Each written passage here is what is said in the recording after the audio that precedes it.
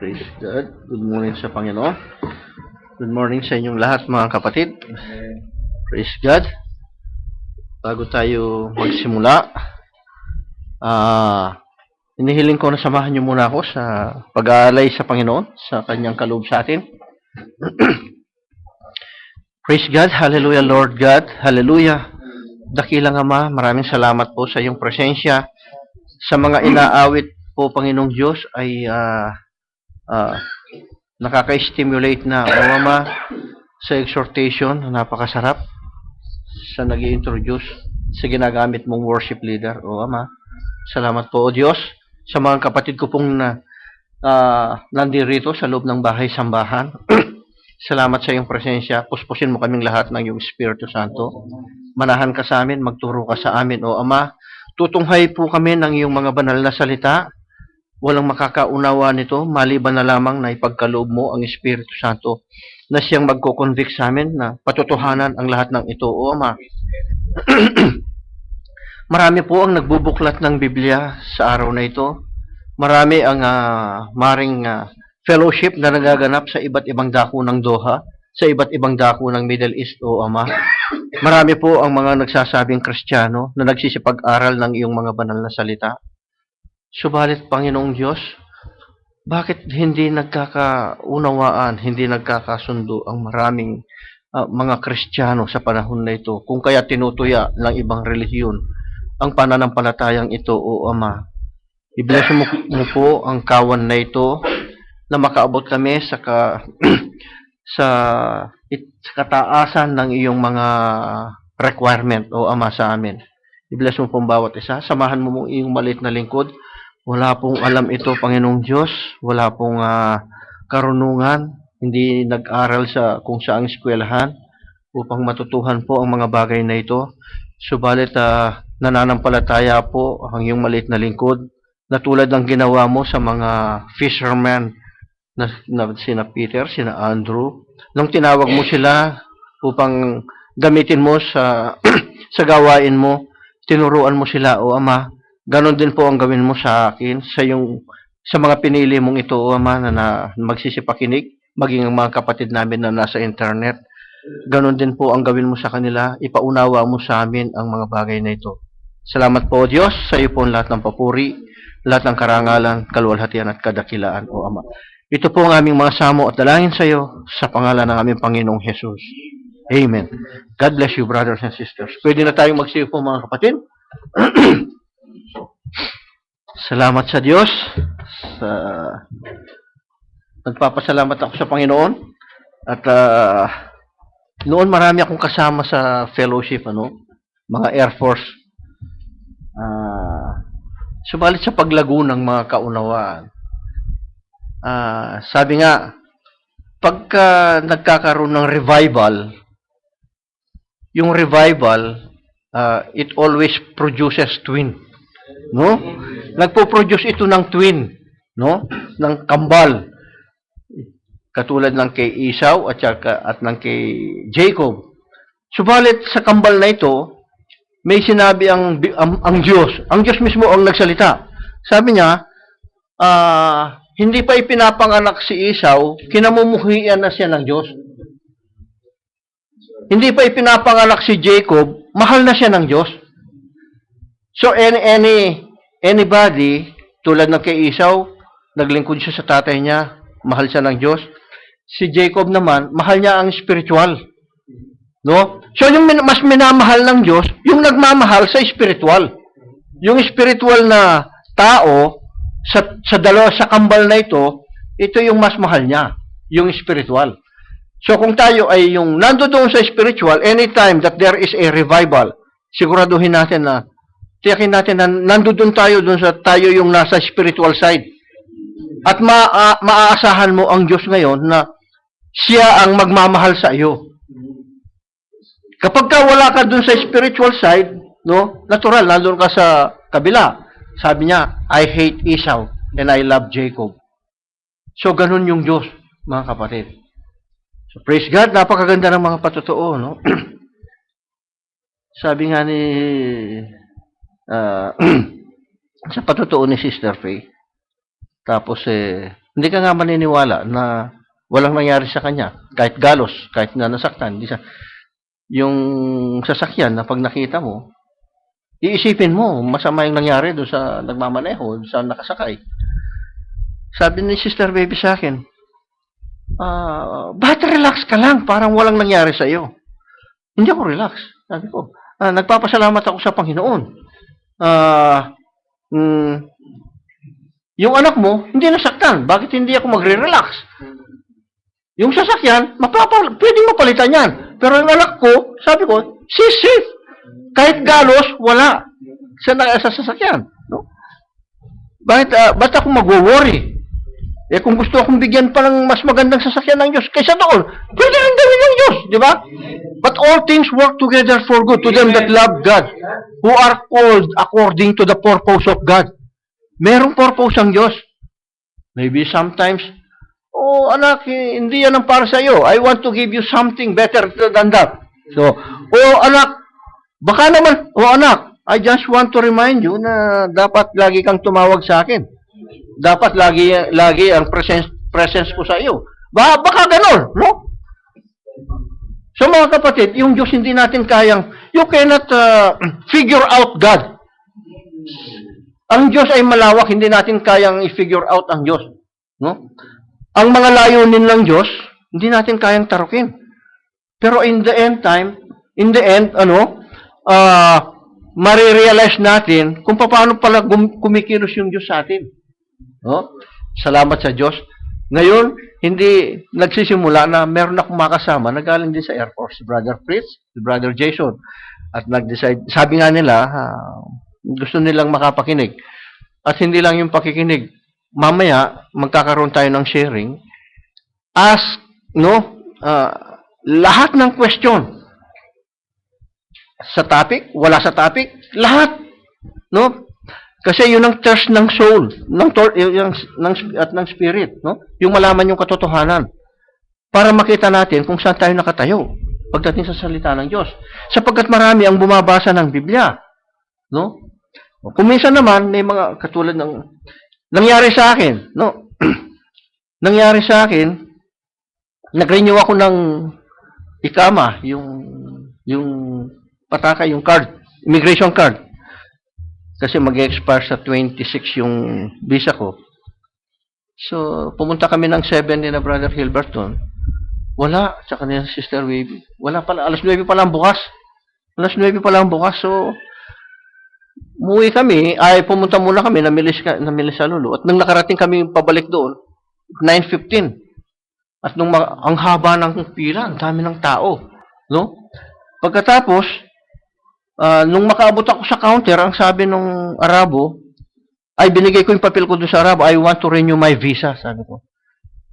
So, binigyan niya ako ng number, no? 196, pang 196 na ako. Alas 9:15 pa lang. No?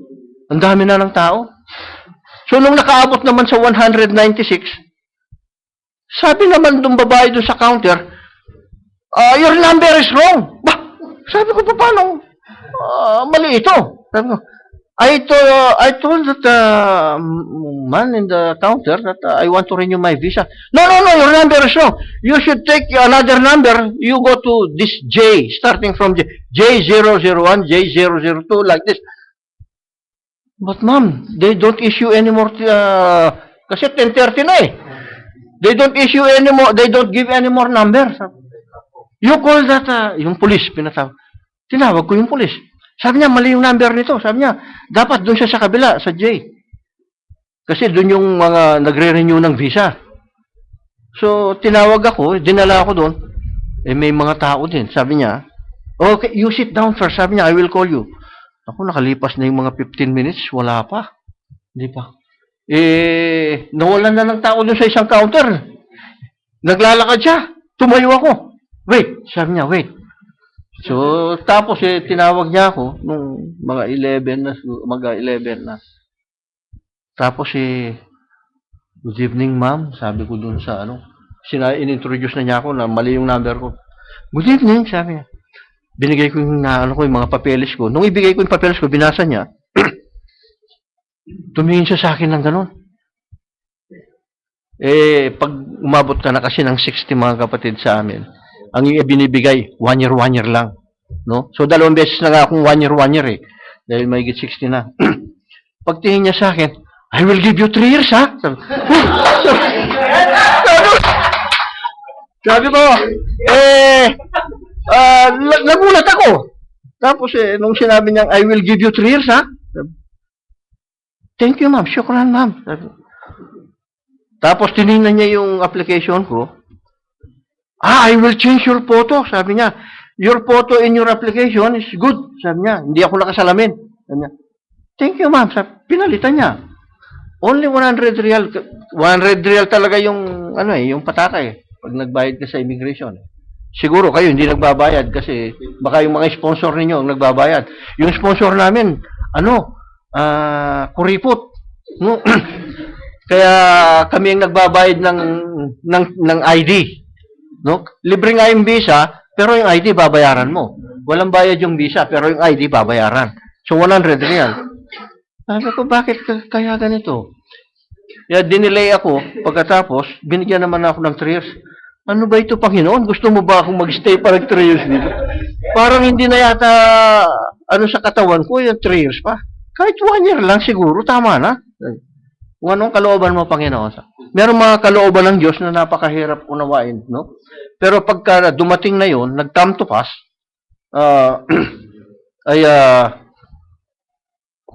malalaman natin, mga kapatid. So ngayon, ang pag-aaralan natin, kung paano nagka-come to pass. Pwede bang basahin muna natin, magsitayo muna tayo, bilang pagpugay sa mga sinabi ng Panginoon. Dito sa Joel, kung paano binanggit yung yung pagka-come to pass, no? At kung paano naganap ang pagka-come to pass na ito sa mga alagad, no? Dito sa Joel chapter 2 verse 28 at saka dito sa Acts chapter 2 verse 17.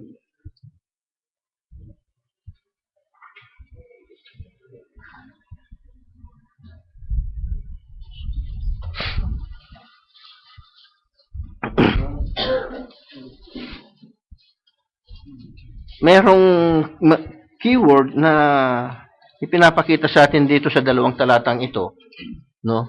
Kung paano magaganap sa atin ang mga bagay na ito. Sabi dito sa Joel chapter 2 verse 28, and it shall come to pass afterward, sabi ni Joel, that I will pour out my spirit upon all flesh. Sinulat ni Joel ito, pero ang Diyos ang nagsalita. No?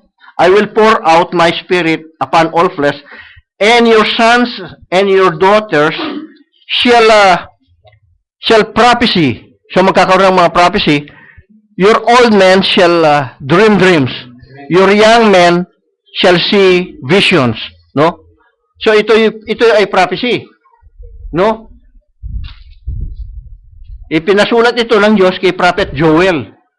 So ngayon, titingnan natin ngayon yung pagka-come to pass naman nito. No? Sabi dito sa Acts chapter 2 verse 16 and 17. No? Verse 16. Acts chapter 2 verse 16 and 17. But this is that which was spoken by the prophet Joel. No? So, ang nagsasalita dito, ang nasulat dito, ay si Peter. No? Si Peter. Sabi ni Peter ngayon, ito yung prophecy ni Prophet Joel. Sabi niya sa verse 17, and it shall come to pass. Sabi sa Joel, it shall come to pass. And it shall come to pass, sabi din ni Peter. No? In the last days, all flesh, sabi niya, in the last days, saith God, I will pour out my spirit upon all flesh, and your sons and your daughters shall prophesy, and your young men shall see visions, and your old men shall dream dreams. Ito ngayon ang sabi naman ni Peter, nung isulat niya, no? papansinin natin, pwede na tayong magsiupo mga kapatid. Pagpalain ng Diyos ang kanyang mga banal na salita. Tingnan natin ang maliit na pagkakaiba ng dalawang ito. No? Pinrapisin ni Prophet Joel ito, at sa time nito, sa Acts chapter 2, magka-come to pass yung sinabi ni Prophet Joel. No? Kaya lang, pansinin ninyo yung pagkakaiba ng kaunti na maaaring hindi na natin mapapansin. Si Joel, hindi niya binanggit yung in the last days. In the last days. Wala kay Prophet Joel yung in the last days. Pero kay Peter, may binabanggit pa si Peter na in the last days. No? And it shall come to pass in the last days. Yung last days na ito, nung dumating yung Holy Ghost sa kanila, hindi na kasi magtatagal ito eh. No? In the last days, may binabanggit pa siyang last days. Kaya nga, binanggit ng Biblia na merong former rain at merong latter rain. Ngayon, ano ba yung ulan? Ang ulan, kung magtatanim tayo sa bukirin, ang unang ulan, ito ang magpapatubo, mag-aalaga sa trigo o sa palay. No? Patutubuin niya ito, palalaguin niya ito.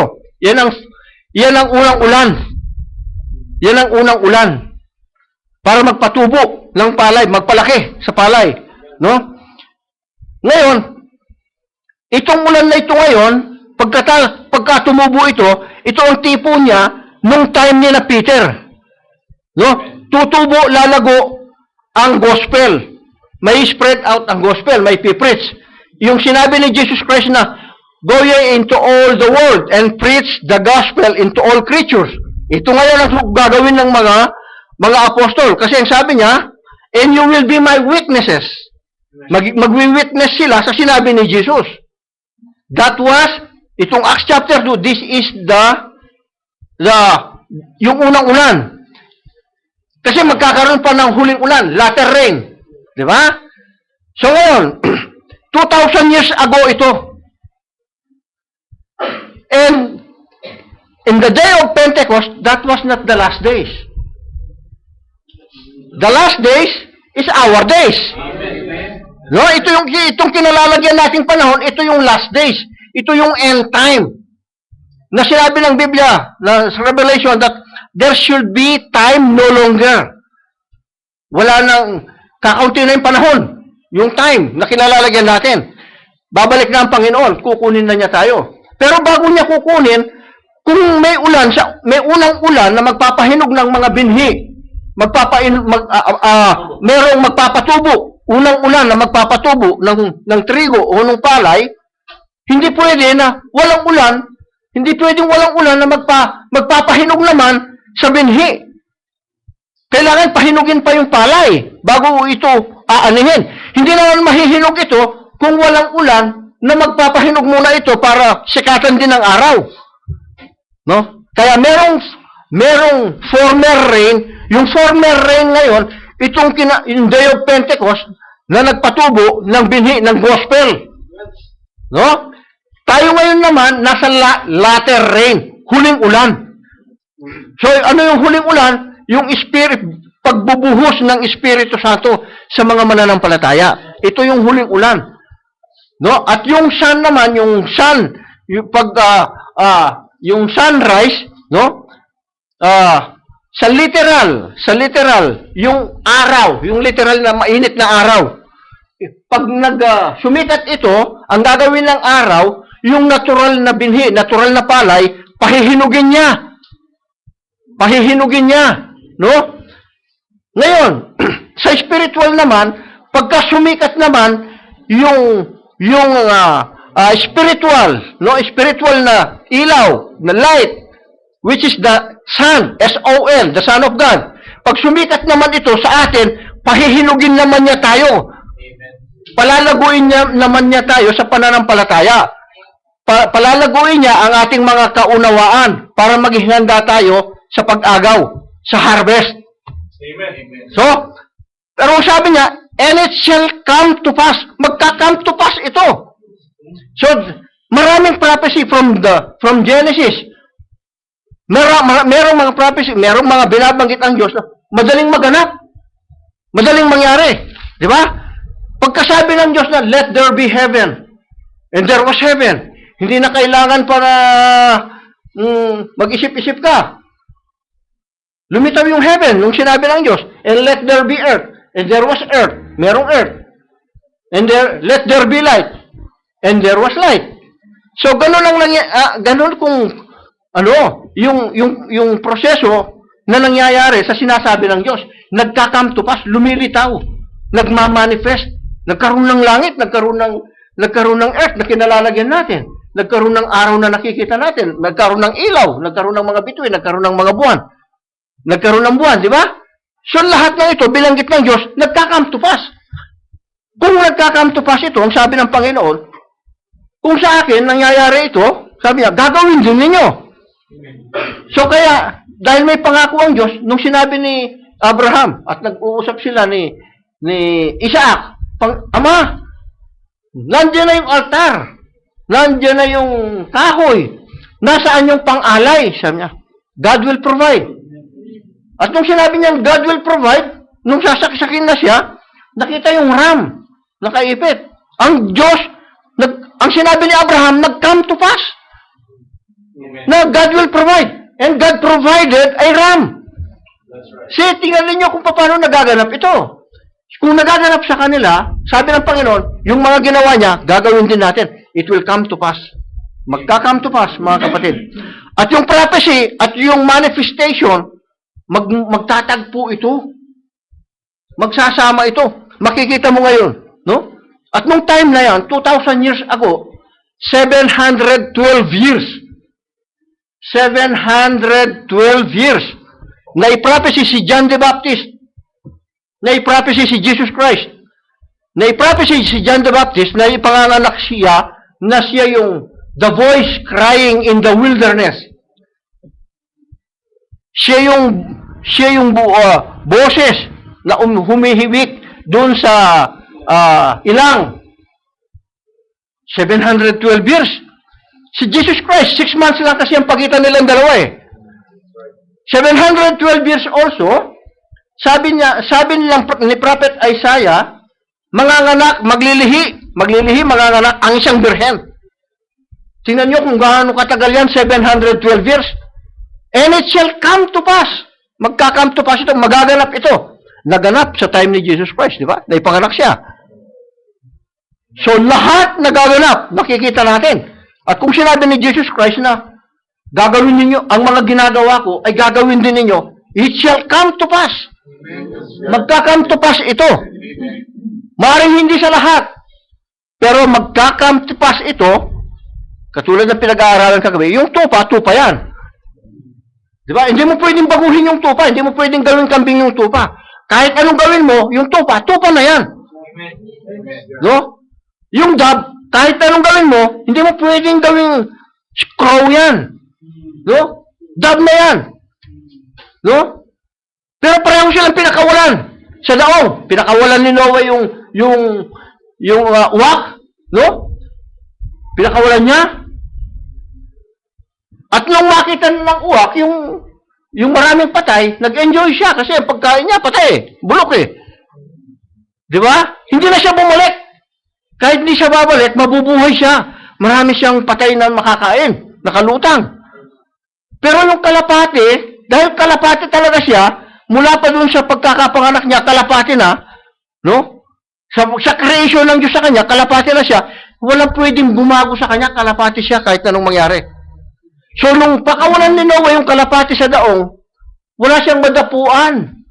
Natuyong lupa. Hindi niya madapuan yung mga patay. Patay na hayop, patay na tao. Hindi niya madapuan, hindi niya makain. Anong ginawa niya? Bumalik siya sa daong. Bakit? Kalapati kasi siya. No? At yung tupa, kahit na anong gawin mo, hindi mo na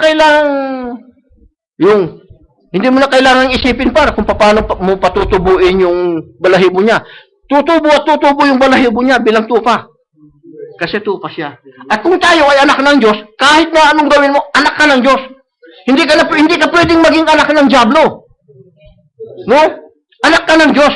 Hindi ka man mananabik sa salita ng Diyos eh.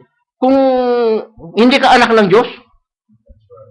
Mananabik ka dun sa mga worldly things. Mag-e-enjoy ka doon. Doon sa mga bulok na mga pagkain. Di ba? Sa mga bulok na sistema sa sanlibutan. Mag-e-enjoy ngayon yan. Kasi pang sanlibutan yan eh. So ngayon, tingnan niyo yung binasa ng ating kapatid, ni Brother Elmer, yung worship leader. Binasa niya, sabi niya, yung pagkamamamayan natin, sabi niya, hindi panlupa, kundi panlangit, sabi niya. Mga kapatid, kung mahirap yung maging mamamayan, no? Ang daming nag-a-apply ng green card sa US. No? Ang daming requirement, no? Ang daming gustong maging British citizen. No? Kung alin yung mga mauunlad na bansa na pwedeng magtrabaho, gusto mag-migrate doon yung isang Pilipino. Hindi lang Pilipino, marami, no? Kahit mga Indian, kahit saan ka pumunta.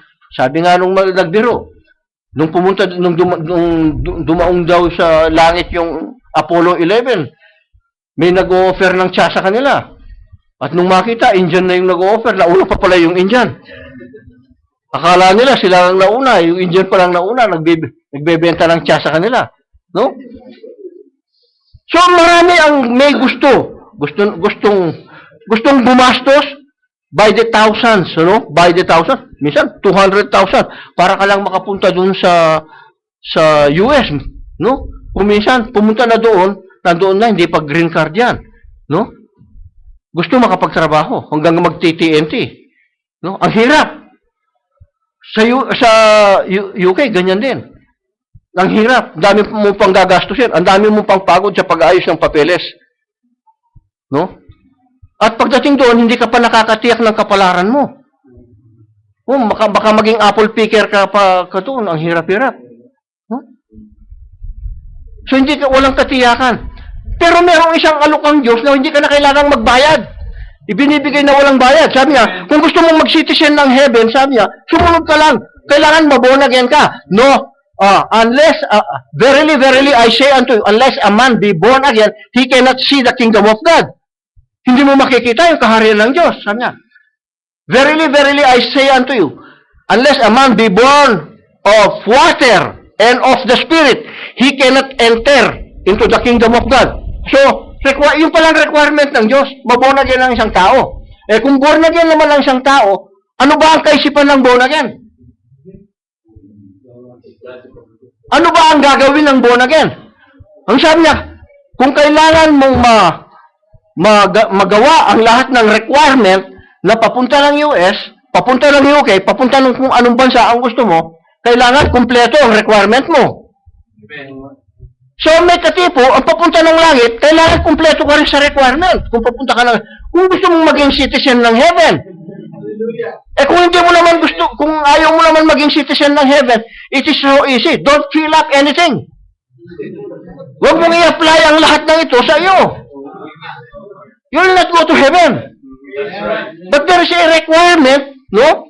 Na kailangan gawin mo ang lahat ng requirement. Amen. Ganun lang pala. Wala mang bayad ito. No? Pagkatapos yung inihanda ng Diyos sa'yo, ang sabi ng Biblia, yung mga inihanda ng Diyos sa atin, no?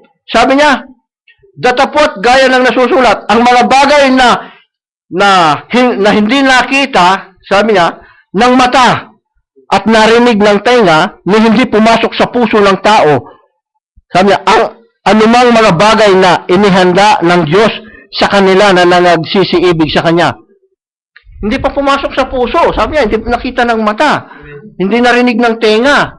Kasi hindi mo may explain. Hindi mo madi-describe yung inihanda ng Diyos para sa atin sa langit. Hindi mo naman pwedeng makita yan kung hindi ka magiging citizen ng langit. So, ang kailangan mo, para maging citizen ka, no? Hindi na kailangan ng passport doon. Hindi ka na kailangan gumastos pa sa passport, no? Walang lagay-lagay doon, no? Wala lahat 'to, mga kapatid, no? So ngayon, bilang mga Kristiyano, naniniwala tayo. Hindi ka na pupunta dito kung hindi ka naman naniniwala sa salita ng Diyos, sa Biblia, di ba? We believe that the Word of God is infallible. Hindi pwedeng baguhin ito. It is settled in heaven forever. Ang salita ng Diyos na ito. Ang kailangan maintindihan. Merong mga bagay na mahirap intindihin. Pero ang sabi ng Diyos, wala akong gagawin, sabi niya, kundi ipahahayag ko ang mga aking lihim. So lihim ito. These are secret. Sikreto ito, sabi ng Amos 3:7. Sikreto ito ng Diyos. Ipahahayag ko ito. Wala akong gagawin, sabi niya, kundi aking ipahahayag ang aking mga sikreto sa aking mga lingkod na mga propeta. O tinukoy niya ngayon yung panghahayagan niya ng sikreto niya. Sabi niya, prophet. Hindi pastor, ha? Prophet. Ipahahayag niya sa propeta niya, pagkatapos yung propeta niya, ipahahayag niya ngayon ito. Magkakaroon ng church, ang church ngayon, sa panahon natin ito, bubuo ang church, mabubuo ang church. Kaya sabi ng Panginoong Jesus, upon this rock, I will build my church, and the gates of hell shall not prevail against it. So, ilang church yung itinayo ni Jesus? Isa lang. Ba't ang daming church? Ang daming churches ngayon. Isa lang naman ang itinayo ng Panginoon. Kung itinayo lahat ni Jesus Christ ito, bakit hindi nagkakapare-pareho? Bakit hindi nagkakasundo-sundo? No? Bakit? Sabi kanina ng ating kapatid na nag-exhort, si Brother Perry, sabi niya, anything in between us, God and you, yung nasa pagitan ninyo, that's idolatry. And nakapagitan sa inyo ngayon ng Diyos at tayo, mga tao, no? Ang nakapagitan sa kanila, yung relihiyon. Yung denomination ang nakapagitan. And that's idolatry. No? Hindi lang yung meron to. Hindi lang pera, yung magiging idol mo yung pera. Anything in between you and God, that's idolatry. No? So, dalawa na lang kami ng Diyos eh. Ang ganda. Diyos na lang at saka ikaw. Wala nang, parang mukhang wala nang nakapagitan, ano? But there is still in between. Your own idea are in between. Yung sarili mong kaisipan, yun ang nasa pagitan ninyo ng Diyos. Kailangan, walang nakapagitan sa inyo, ikaw at ang Diyos. Pag dumirect ka sa Kanya, wala ka nang dinadaanan na idea. So, ang sabi, kailangan ma-purge out ang lahat ng ito. No? Kapag ka napa-purge out ito, nagkakaroon ng space dun sa loob natin, sa puso natin. At may chance ngayon ang Diyos, kung papapasukin natin ang Diyos, ma-occupy niya yung space na ito. Pero pag hindi natin pinapasok ang Diyos, hindi niya ma-occupy. Kailangan bigyan natin siya ng pahintulot na pumasok na siya ang kumontrol sa atin. Yun ang gusto ng Diyos. No? Gusto niya, nagsasubmit tayo sa Kanya. So kung nagsasubmit tayo sa Kanya, hindi na ikaw yung kikilos sa sarili mo. Walang nakapagitan sa inyo ng Diyos na yun. No? At naniniwala tayo, walang mali sa salita ng Diyos. Kung may mali, anong klase naman na salita ng Diyos yun? Wala namang mali yung Diyos, tapos yung salita niya may mali. Walang mali. It's perfect. And every word, maybe, we don't understand. No? But by faith, and we believe it shall come to pass. You will understand it. Magka-come to pass na maintindihan mo, mga kapatid. Ngayon, sabi niya, yung mga prophet nag-prophesize ng mga bagay na ito. And they don't know, sometimes they don't know what they are writing. Hindi maisip ni Prophet Isaiah na birhen, manganganak. Nung sa time kasi yun, bawal eh. Stoning to death. Paano manganganak yung isang birhen? Manganganak siya, walang sumiping. Paano mo tatarukin sa isip mo ngayon yun? Manganganak yung isang birhen. No? Pero, ganun pa man, dahil inspired sila, kahit hindi naintindihan, Isinulat. Oh. Ang sabi, paano nila isinulat? Hindi naintindihan. Sabi dito sa Book of Daniel, no? Dito sa Book of Daniel, chapter 12, verse 8, at saka 9, sabi niya, hanggang 10.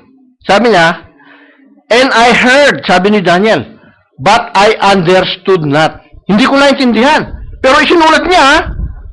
Hindi ko naintindihan. Sabi ni Daniel, narinig ko. Maring ngayon, naririnig ninyo, merong nakakarinig na hindi naintindihan. Sabi niya, and I heard, but I understood not. Then said, O my Lord, what shall be the end of these things? Yan ang tanong ni Daniel. Kasi narinig niya eh. And he said, Go thy way, Daniel. Sabi niya. Sinabi niya, yumaon ka ng iyong lakad, Daniel. Sabi niya, for the words are closed up and sealed till the time of the end. Sarado ito hanggang sa time of the end. Hanggang sa end time. And we are in the last days. We are in the end time. Sarado. So kaya, nangako ang Diyos na wala siyang gagawin kung hindi ipahahayag niya ang kanyang mga lihim sa kanyang mga lingkod na mga propeta. So gumagamit siya ng mga prophet. Sa Biblia, talagang mga propeta ang ginamit niya. No? Ang kailangan ngayon, makita mo yung prophecy ni Prophet Isaiah para mapatutuhanan mo na tama si Prophet Isaiah. No? Sabi nga, nabanggit ng ating kapatid na mensahero na yung the oldest book sa Biblia, sabi niya, yung Book of Job. Sabi niya, paano pinakamatanda yung Job? Samantalang yung Genesis, si Moses ang sumulat. Nauna naman si Job kay Moses. Kaya ang pagitan nila, ilang daang taon. Ang pagitan nilang dalawa. Paano nauna yung Book of Job? Pero nauna yung Job kaysa sa Genesis. Nung isulat ni Moses, ang unang-unang naisulat yung Book of Job. Kaya yung Genesis, this is the seed world. The beginning. The beginning of all beginning. No? Yung Genesis. Genesis means beginning. So, doon nagsimula lahat. Kaya nung kausapin ng Diyos, ipasulat niya yung Genesis. Genesis, Exodus, Leviticus, Deuteronomy, Numbers. No? 5 books. Sabi nila, these are the 5 books of Pentateuch, Book of Laws. Yung Torah na sinasabi sa mga Hudyo. Paano nalaman ni Moses yun? Paano nalaman ni Moses, no, na kung paano ginawa ng Diyos yung langit at saka yung lupa? Paano niyang nalaman ni Moses na siya sumulat eh? Genesis 1:26, 1:27, and God created man in His own image, after His own likeness. Paano nalaman ni Moses yan? Tagal pang ipinanganak ni Moses bago si Adan. Naunang-una si Adan. Ipinakita ng Diyos sa kanya. No? Ipinakita ng Diyos para maintindihan ng mga tao. Ang sabi niya, many would run to and fro. Sabi niya, and knowledge will increase at the end time. And all these things would take place. And all these things will come to pass. 1990s, wala namang mobile na ganyan eh. Wala namang mga tab na yan. Wala pang Apple, walang BlackBerry, wala pa kung ano-ano yan. Wala! Kaya pag nagsusulatan kami ni Sister Baby noon, mga yellow pad. Yung yellow pad. Kailangan, hindi bababa sa 3 pages yan, back to back. Nagkakakalyo-kalyo yung kamay ko sa kasusulat. Pagka sumulat siya sa akin, 1 week bago dadating. Pag sumagot ako naman sa kanya, 1 week din bago dadating. So, luma na yung istorya. Luma na yung balita. No? Kasi yun lang ang source ng communication noon eh. Pag tumawag ka sa telepono, sa mobile, wala namang mobile noon sa yung mga public telephone. No? Pag tumawag ka sa mga public telephone, ang per minute, 3 real and 90 dirhams. Ang per minute. Pag suksok mo at nagdial ka, nagre-ring pa lang, nagbabawas na. So, ganun katakaw yung cuter. Sabi niya, harami yung cuter. Sabi nila, harami, harami. Harami naman talaga. Nagkaroon ng Vodafone. Di siya nagkaroon na ng Vodafone, di ba? Nagkaroon ng kakompetensya. Bumaba ng bumaba. O ngayon, magkano na lang? 90 dirhams yata eh. Yung per minute. No? O kung meron pang promo, bumababa pa. So, wala yan noon mga kapatid. No? May internet. Ano ba yung, nandito ka sa loob ng bahay, nakakausap mo yung nando doon sa Pilipinas, sa US, sa UK, kung saan-saan yung mga nakakausap mo. Paano nagtatransmit nito? See? Wave lang yan. Yung wave lang, ano? Through satellites. Tingnan niyo kung paano ang knowledge shall increase. Nakikita natin yung technology ngayon. Paano naman yung sa salita ng Diyos? Paano naman na yung knowledge ng mga theologians, it increase also. Sabi niya, we will produce a religion. Nag-produce ng religion. Nag-produce ng maraming klaseng born again. Pero isa lang ang born again na tinawag ng Panginoon. Ngayon, saan tatakbo? Run to and fro. Sabi niya, and knowledge shall increase. Pinag-aralan yung salita ng Diyos. Sabi ng iba, sabi niya, paano mo makakamit yung Holy Spirit? Paano mo dadating sa iyo yung Holy Spirit? Sabi niya, pumunta ka sa church. Sabi niya, para malaman mo kung paano dadating yung Holy Spirit sa iyo. Nung ibigay, maraming pages na basahin mo ito, dadating yung Holy Spirit sa iyo. Babasahin. Sa Biblia, walang ganon. No? Hindi ganon yung pagdating ng Holy Spirit sa tao eh. They are praying in one room, in the upper room. Praying fervently, pagkatapos, no? Tumanggap lahat ito sa Panginoon, no? In breaking of the bread, sabi niya, and in fellowship, doon tumating yung Holy Spirit sa kanila. Hindi yung, basahin mo yung, ang dami, nakaabot nga sa mga planeta. Hindi yung inistorya para makamit yung Holy Spirit. Hindi ganun hindi ka naaabot sa mga planeta, no? Para matanggap yung Holy Spirit. So many prophets are writing, sabi niya, prophecies, but they don't know it. They just wrote it, no? Isinulat kasi they are inspired by God. Meron silang inspirasyon sa Diyos, kaya naisusulat nila. Kaya kahit na sa Peter, sinabi yung pagkakasulat ng mga ito, hindi dahil doon sa kagustuhan ng tao, but they are inspired by God, di ba? Ang sabi, knowing this first, that no prophecy of the scripture is of any private interpretation.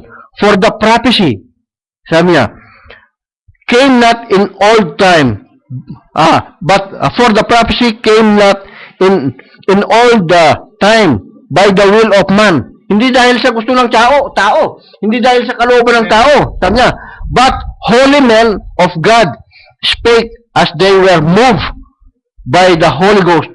So, puspos sila ng Espiritu Santo. Kaya sila nakapagsusulat. Amen. No? Paano mo pag-aaralan to kung wala ka namang Espiritu Santo? No? Paano mo maintindihan ang mga ito, mga mystery? O paano natin ipapaliwanag yung and when he had opened the seventh seal, sabi niya, seventh seal, ito 7 tatak. Kung yung ikapitong tatak, sabi sa Book of Revelation, chapter 6, chapter 8, verse 1. At nung buksan yung ikapitong tatak, sabi niya, tumahimik yung langit ng 30 minuto. Hindi ipinaliwanag na yun kung paano tumahimik. Paano natin malalaman ngayon na tumahimik yung langit? Anong nangyayari? Ba't tumahimik? So, ang sabi ng Diyos, wala akong gagawin. Sabi niya, ihahayag ko ito sa aking mga propeta. Right? Yes. Amen. Yun ang gagawin ng Diyos. Bakit ganun ba't pinatahimik ng Diyos? Walang nakakaalam. Sabi niya, para hindi makadamage si Satanas. Kasi, pagka nalaman ni Satanas, sabi niya, hahadlangan niya.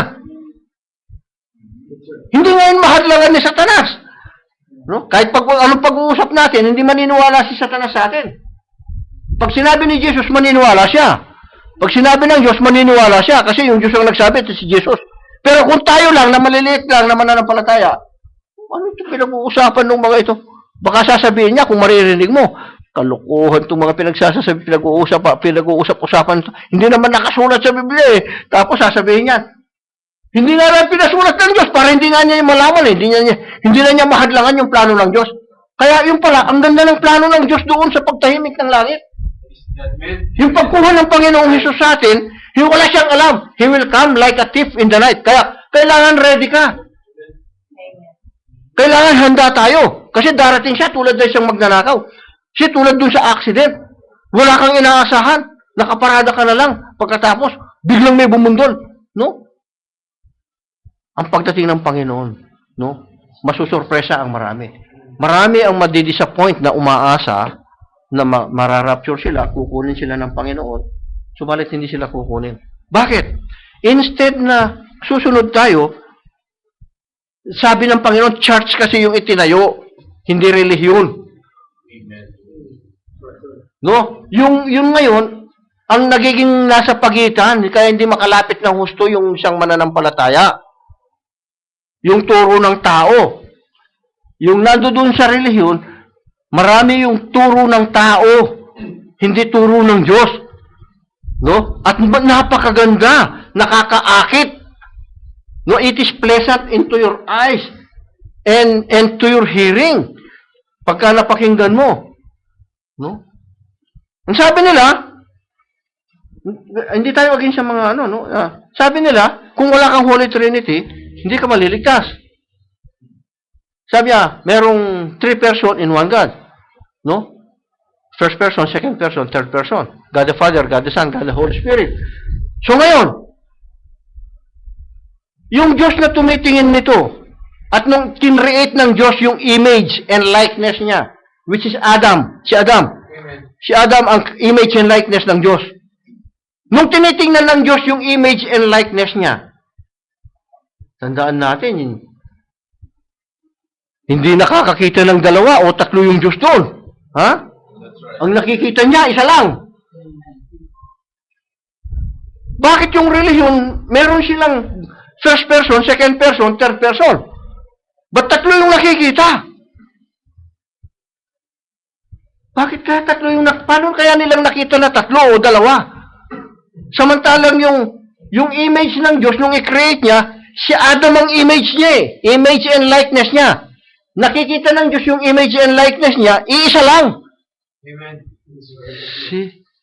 Paano naging 2 ito? 3? Sinong gumawa nito? Pag nag-create ang Diyos, sabi kanina, ang Diyos ang creator. At si Satan, hindi siya nakakapag-create. Ang ginagawa ni Satan, sinisira niya yung kinreate ng Diyos. No? Pine-pervert ni Satan yung kinreate ng Diyos. So, paano na-pervert ngayon ito? Sabi niya, hindi. Ano yan? First person, second person, third person. Kasi merong God the Father, merong God the Son, merong God the Holy Spirit. Let's go back again to the infallible Word of God na hindi nagbabago na salita ng Diyos. Balikan natin ngayon ito. Saan nakasulat? Kasi ito ngayon ang basihan, no? Saan nakalagay sa Biblia ang ganung bagay, ang ganung katuruan? Kung wala tayong makita, saan galing? Sinong nag-invento nito? Ba't nagkaroon ng ganon na hindi itinuro ng Biblia? Sabi nila, yung Father at saka yung Son at saka yung Holy Spirit, ito yung 3 person. First person, second person, third person. O, tingnan natin yung kahulugan ng person. Yung person, it is a human being. Sabi niya, tao ito. With flesh, with blood, and bone. Yan ang person. Holy Spirit, paano siyang person? Holy Spirit siya. You cannot touch, you cannot see, because it's a spirit. Yung Holy Spirit, Spirit ito eh. Hindi mo pwedeng makita. You cannot touch. Walang flesh, walang blood, walang bone. Yung Holy Spirit, yung Father, walang flesh, blood, and bone. Ang isa lang, ang may flesh, blood, and bone, it's Jesus Christ, the Son of God. Yung ipantutubos sa kasalanan natin. Yun lang ang meron. Oh, Hindi mo pwedeng sabihin second person siya kasi hindi naman first person sa Biblia yung Father. Hindi rin third person yung Holy Spirit sa Biblia. So walang ganong katuruan. Saan galing ngayon ito? Bakit nagkaroon nito? At lumaganap ito at nagtagumpay ng nagtagumpay na lumaganap ito. Noong 325 AD, no, the Roman Catholic Church,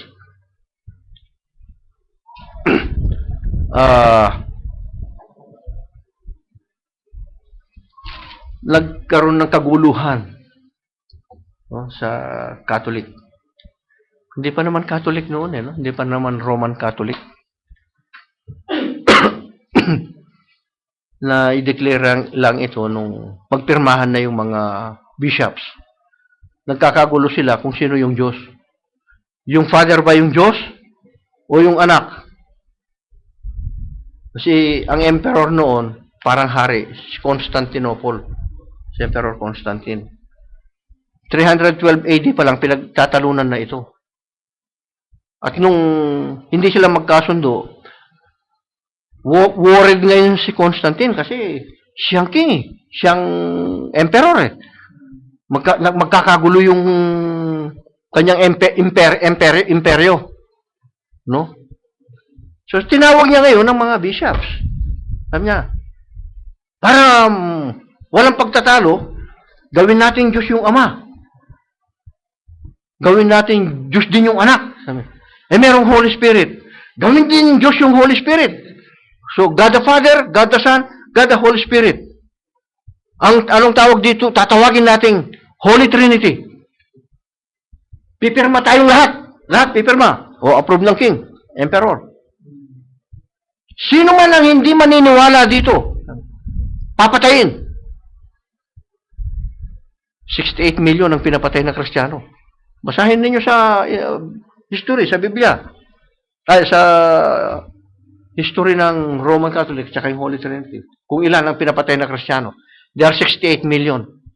Saan nang galing ngayon ito? Kapag hindi mo pinaniwalaan yun, heretic. Yung heretic, hidwa, taliwas ang pananampalataya mo sa Roman Catholic.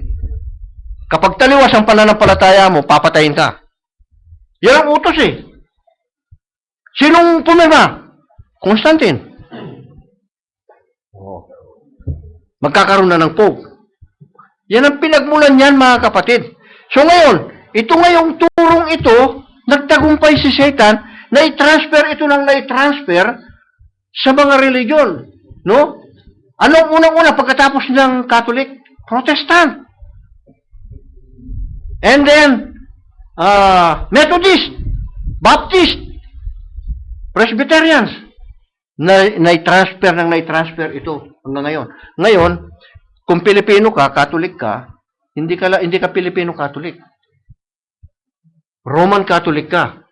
Kung sa Mexico, Roman Catholic ka pa rin kahit na nasa Mexico ka. Kung British ka, Roman Catholic ka pa rin kahit na sa British ka. Ganito nagtagumpay si Satan. Kaya nagkagulo-gulo ang mga mananampalataya. Nagkanya-kanya ngayon. Ang lakas sa umunlad. Parang yung paniranda mo. Ang bilis dumami. No? Kasi hindi maselan. Kahit walang holiness, okay lang. Basta may fellowship. No? Hindi makapagsaway ngayon yung pastor. Kasi yung pastor, umaasa siya doon sa kahon. Kung sasawayin ko ito, baka hindi na umalis ito, lumipat sa iba. Laki pa naman magbigay. Hindi makapagsaway ngayon yung pastor. Kapatid, hindi niya masabi ngayon na, yung ginagawa mo, hindi kalooban ng Diyos. Dapat magbago ka, dapat sumunod ka sa kalooban ng Diyos para maligtas ka. Sa akin, ako naman lagi yung napupunan ni pastor. Ganun. Hindi, kasi gusto ko niyang maligtas. Kung binabayaran ka ngayon, no? Nako, hinay-hinay lang yung pagsaway kay kapatid kasi baka umalis siya, o baka hindi na siya magbigay. Paano ngayon yan? Diyan ka umaasa. Sa exclusive school ko pa naman pinapapag-aral yung mga anak ko. Ganon yung nangyayari, mga kapatid, no? So, ang gusto ng Diyos, yung sumunod tayo. sa kanyang mga salita. So, nung Day of Pentecost na yan, dumating sa kanila yung Holy Spirit. Nag-come to pass yung sinabi ni Prophet Joel. No? Nag-come to pass yung sinabi ni Prophet Joel. Kaya lang may idinagdag si St. Peter na in the last days pa, meron ding darating. Ito yung last day ngayon na mapopour out ng Holy Spirit ang mga mananampalataya. So, Pentecostal, sabi niya, it is the time is for the Jews. Sabi niya, nung tinanggap nila ang Holy Spirit, Pentecostal blessing, ang tawag nila, waiting for the coming ng Holy Spirit. They could not understand it. Nung una, hindi nila Tapos yung nakita, yung speaking in tongue, yung evidence sa kanila. Kapag nag-speaking in tongue sila noon, yun ang evidence. Pero na-misinterpret din ang speaking in tongue.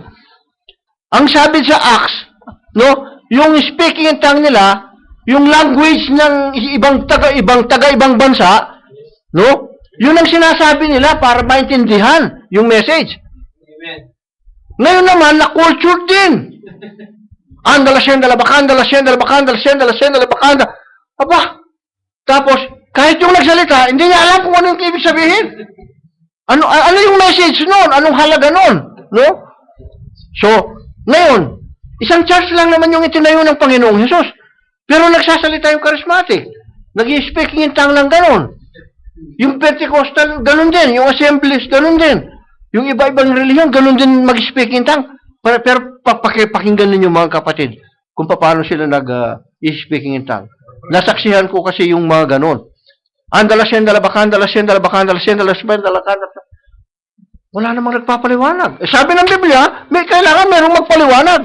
Hindi niya rin kayang ipaliwanag kasi inimbento lang niya. Sige kapatid, sabi ng mga oneness.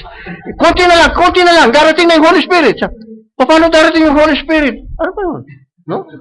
So hindi ganun yung sa Biblia. So anong gusto ng Diyos sa atin? Bumalik kayo, sabi niya. Back to the Word. Bumalik kayo lagi sa salita ng Diyos. No? So, gumawa ng maraming paraan ang mga tao. No? They don't know. God usually does in every way na gusto ng Diyos. In His time. No? He did na ginawa niya yung pagdating ng Holy Spirit sa time ng Panginoon. The people figured out different way. It has to be in God's way. Hindi pwede yung another way. Hindi pwede yung lilihis tayo sa way ng Diyos. Kailangan makita natin yung way ng Diyos. Dahil nagsasalita ang Diyos, nagbibigay ng mga prophecy sa mga propeta, hindi rin maintindihan ng mga propeta. O ngayon, anong sabi ng mga propeta pagka nagsasalita sila? Sabi ng Diyos, thus saith the Lord, thus saith the Lord. Sabi ng Diyos, igawa mo muna ako ng maliit na cake, at saka ikuha mo muna ako ng kaunting tubig. Sinabi ng Diyos. Hindi sinabi ni Prophet Elijah na, ikuha mo muna ako. Sinabi ko na sa iyo, kuha mo muna ako ng tubig at saka igawa mo ako ng cake. Sinabi ko na nga sa iyo, hindi mo pa ako ginagawa. Hindi ganun yung sinasabi niya. Sabi ng Diyos, igawa mo ako ng cake na maliit, tinapay, at bigyan mo ako ng kaunting tubig. Sabi ng Diyos. Yan ang ginagamit ng mga propeta. No? Pero nung dumating ang Panginoong Hesus, hindi na niya sinasabi yung sinabi ng Diyos. Sabi niya, katotohanan, na sinasabi ko sa inyo, merong ilan sa inyo na mga nakatayo dito, hindi matitikman yung kamatayan hanggang sa makita nila ang pagbabalik ng anak ng tao. Amen. Sinasabi ko sa inyo, verily, verily, I say unto you, unless a man be born again, katotohanan sinasabi ko sa inyo. Si Jesus Christ na nagsasalita. Wala naman kaming pinaniniwalaan kung hindi si Jesus eh. Si Jesus Christ lang naman yung itinataas namin eh. Sabi niya, sobrang taas ni Jesus, hindi na sila makita ni Jesus. Bakit? Tinataas nila si Jesus pagkatapos sasabihin nila itinataas si Jesus samantalang mas mataas pa pala yung relihiyon. Di ba? Sinabi na nga ni Jesus na, verily, verily, I say unto you. Sinasabi ko sa inyo, unless a man be born again, he cannot see. Hindi mo makikita. Hindi mo maintindihan. He cannot see the kingdom of God. Hindi sinabi ni Jesus Christ na, sabi ng Diyos, kailangan maborn again ka. Hindi ganon. No? Kasi siya yung salita na nagkatawang tao. No? Yung Diyos nasa sa kanya. Pag nakita mo si Jesus, nakita mo na, naintindihan mo na yung Father. So the people figured out different. They studied it in school. Pinag-aralan nito sa eskwela kasi mga professional nga naman sila eh. Kaya sabi nga nung isang kapatid na pinapag-aral ako sa UP ng theology. Sabi niya, doon siya nag-aaral ng theology sa UP. Kaya pinagmamalaki, pag narinig kasi yung UP, mataas ang eskwelahan na ito, no? Taas kagad ng tingin. Kaya pag nag-apply ka nga ng trabaho, graduate ka sa UP, no? Tanggap kagad. Kasi, alam nila, talagang marunong kapag ka nag-graduate ka dun sa UP, no? Hindi biro-birong eskwelahan, no? Sa UP yun, no? Nag-graduate sa UP ng theology. Kaya yung tingin nga, pagka nag-share siya, parang totoo na kagad. Kasi UP graduate eh. No? Hindi nila makita yung graduate sa Holy Spirit. Maliit lang yung tingin, no? Kung graduate ka sa, yung Holy Spirit pa naman, pag nag-graduate ka, hindi ka na niya kailangan bigyan ng certificate. Ang certificate mo, yung buhay mo. No? Pag nakita yung buhay mo, yan ang certificate na, may Holy Spirit ka, graduate ka doon. Gusto kasi nila yung written na sa papel, no? No? Kaya nga pagka mag-a-abroad, tingnan nyo, kapag nag-abroad, puro papel. Pag nag-migrate ka sa ibang bansa, gusto mong maging citizen doon, puro papel. Doon, sa Holy Spirit dito, hindi na kailangan yung papel. Hindi na kailangan yung papel, kailangan yung presentation mo, yung sarili mo, no? Magiging citizen ka ng heaven. Hindi na kailangan pa pumirma ka ng pumirma, no? Ang pumirma ng pangalan mo, hindi ikaw. Before the foundation of the world, nakasulat yung isinulat ng Diyos, yung pangalan mo doon sa Lamb Book of Life. No? Dahil lang Diyos ang nagsulat, no? Qualified ito. Brother Elmer, citizen of heaven. Oh, brother, sisters, you are citizens of heaven. Ang sumulat ngayon sa librong ito, it's God. Doon sa Lamb Book of Life, the Lord Jesus Christ book. Siya, ang Diyos ang sumulat ngayon. Walang pwedeng mag-alis ngayon. Amen. Right. Amen. Kasi ang Diyos ang nagsulat. No? Ang kailangang tao ang hinahanap, yung papel. Paano kung inalod yan ang daming bagyo ngayon? May mga tsunami, mayroong bagyo. Nawasak yung bahay. Saan mo hahanapin yung papel ngayon? Wala ka ng certificate. So mga kapatid, paano tayo, no? So, but God does it in His own way. We cannot figure out God. Ang bawat iglesia ay may sariling idea sa kanilang kaligtasan. No? Dito ka, maliligtas ka dito. Pag sinabi naman na hindi ka naman, pumunta ka dito, hindi ka maliligtas. Sino pang sasama sa'yo? Maliligtas ka dito. So, ang bawat iglesia, meron silang kanilang idea kung paano maliligtas yung tao. Hindi idea yung kaligtasan. Ito'y katiyakan. Tiyak ka na ililigtas ka ng Diyos. Kapag sinunod mo yung sinabi niya, save ka. Yung save lang naman ang susunod eh. Kaya nga yung sulat ng mga, pag sumulat yung mga, si Paul, di ba? Kapag sumusulat si Paul sa mga iglesia, sa mga church, iba't ibang churches, pero pare-pareho yung paniniwala nito. Sabi niya, to the saints that are in Ephesus and faithful in Jesus Christ. Sabi niya, yung saints and faithful, naka-address yung sulat. Hindi pang public. Amen. Hindi pang kalahatan kasi alam ng Diyos, marami yung hindi susunod dito. No? You cannot figure out God. No? Kaya nga kaya sabi ng Biblia, just believe and walk with faith. Don't figure out God. Kapag hindi mo figure out ang Diyos, He will guide you. Tingnan natin yung Judea, sabi niya, in Bethlehem. When Jesus was born, nung ipanganganak si Jesus Christ, ang mga saserdote, yung mga high priest, yung mga clergymen, no? Tulad ni Caiaphas, dapat sila yung tagapaglingkod dun sa simbahan sa templo Dapat sila yung nakakaalam kung paano ipanganganak yung Diyos kasi sila yung may hawak ng Old Testament. Sila yung nangangaral, no? Dapat silang nakakaalam. Pero bakit na-miss nila? Hindi nila nakakilala na dumating ang Panginoong Hesus. At sila pa yung umusig. No? Sa halip na silang tatanggap, sila pa ang umusig. Hindi nila tinanggap si Jesus Christ. Bakit? They are trying to figure Him out. No? Sumobra yung expectations nila. Na nung basahin nila, yung Isaiah chapter 9 verse 6, no?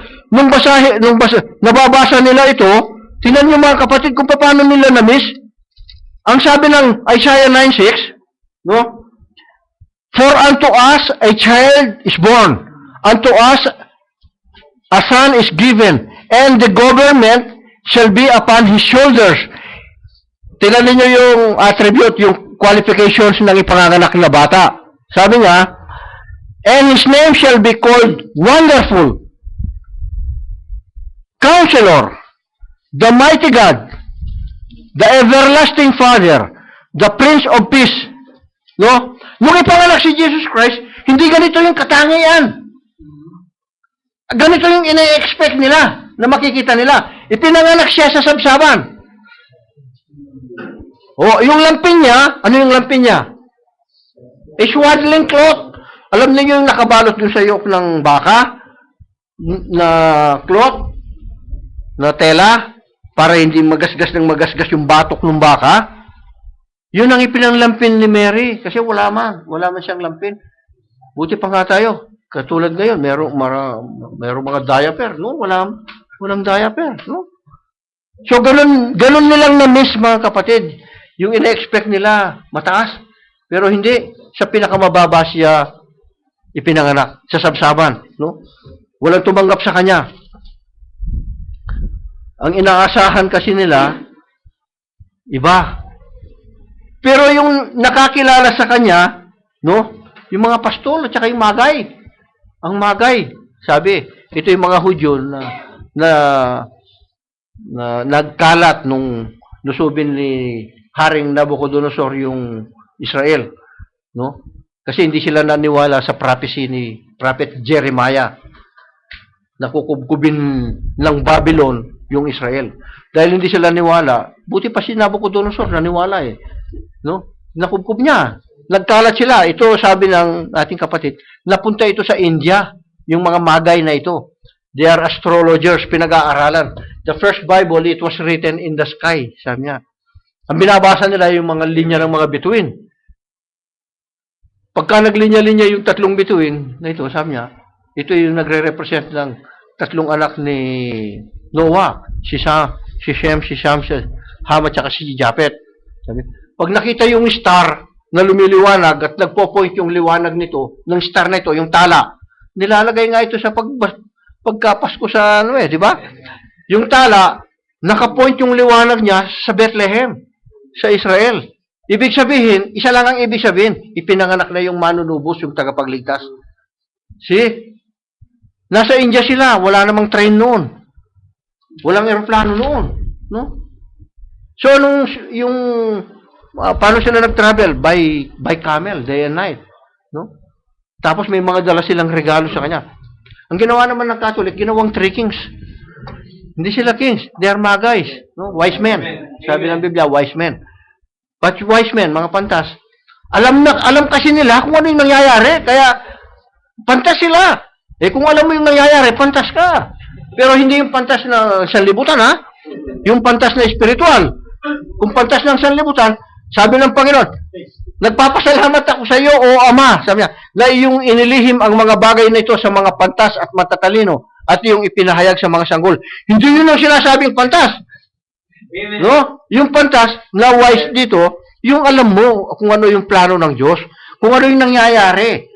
Kaya kung alam mo ang nangyayari ngayon, ang mga bagay na ito, yung mga sign, sa huling panahon na ito, dapat kang maghanda. Kasi nangyayari, nagka-come to pass.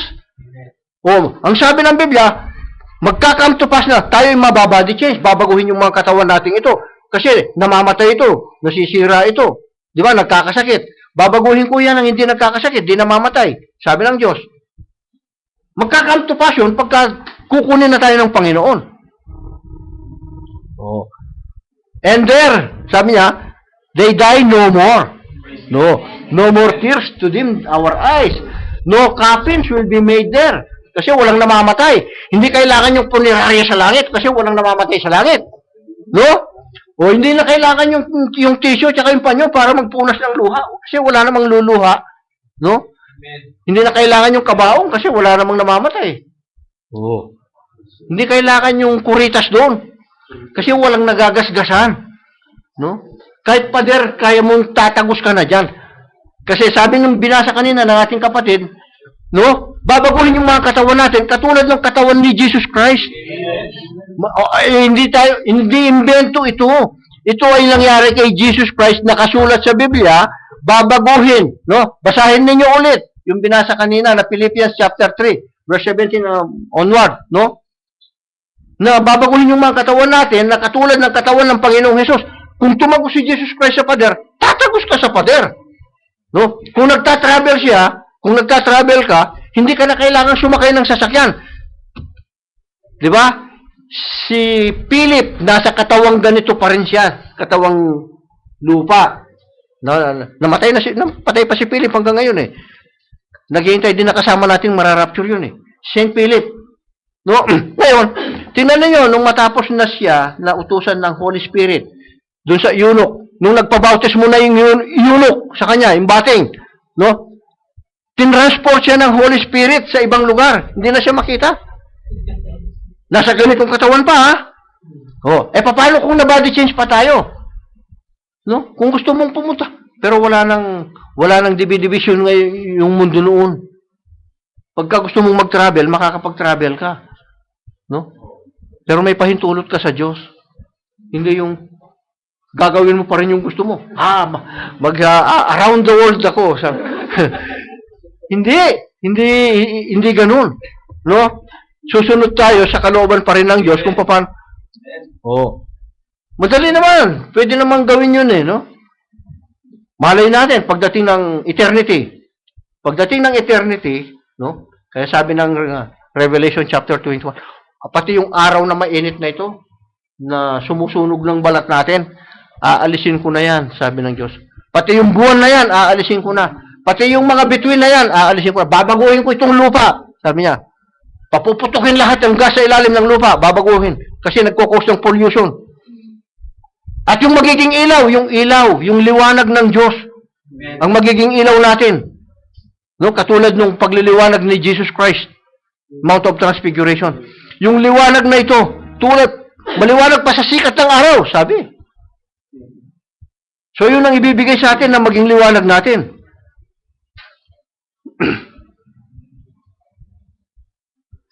So mga kapatid, anong gagawin natin?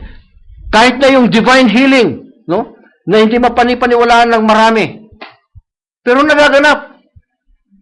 Sa akin nga, sabi ko nga, 4 days akong umiinom ng pain reliever para sa arthritis ko. Hindi nagbabago.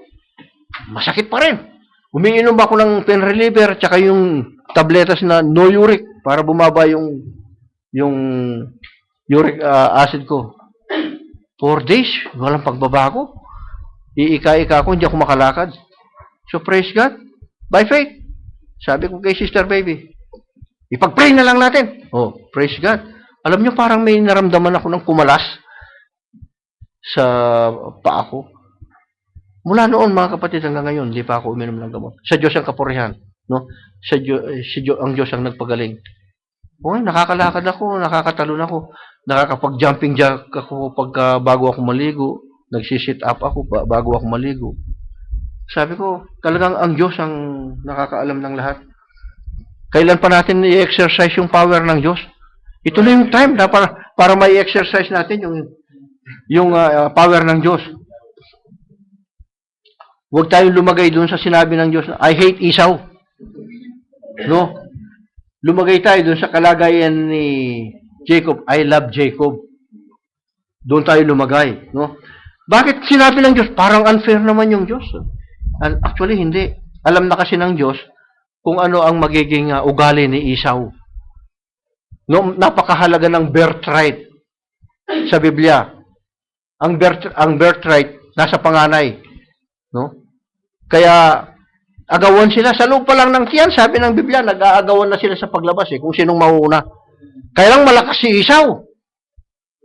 Malakas siya, matipuno. Sa loob pa lang ng tiyan, matipuno na si Esau. Kayang-kaya niya ngayong hatakin si Jacob. Lalabas na lang si Jacob, hinatak niya. Nauna siyang lumabas. Nakikipag-unahan siya sa birthright. No? Kaya lang, spiritual si Jacob. Paglabas nilang dalawa, nung lumaki sila, kinuha pa rin ni Jacob, kahit sa anong paraan. Alam kasi ni Jacob kung gaano kahalaga. Ang blessing nandoon sa panganay. No? Ngayon, pag ang panganay tumanggi sa bunso, ngayon mapupunta. Sinong tanggihan ng Israel? Ang panganay? Tinanggihan ng Israel ang Panginoong Hesus. Siya ang panganay. Tayo ang bunso. Ngayon, nung tinanggihan nila, napunta sa bunso. Kaya mapalad tayong bunso. Yung panganay ngayon, maglilingkod sa bunso. Amen. Oh, di ba tayo masaya sa sinasabi ng biblical ito, no? Ni-reject nila si Jesus Christ. Sa pag-reject nila, napunta sa atin yung blessing. Kasi tinanggihan nila. O ngayon, ang blessing, sabi niya, magiging katulong natin sila, magiging servant natin sila. Hanggang sa eternity. Pag na-body change tayo, kinuha tayo ng Panginoon, hanggang sa eternity, magiging servant natin sila. Pero malapit yung servant sa mga katulong.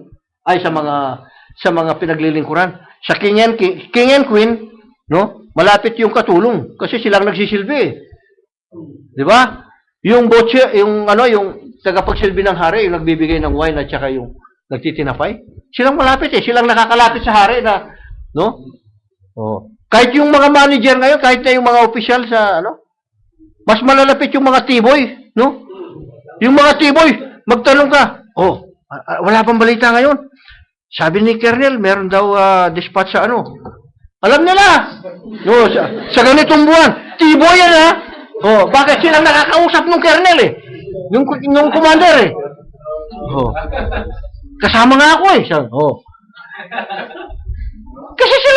kasi sila yung malat na sabi ni commander sa ganitong baka ma-increase yan.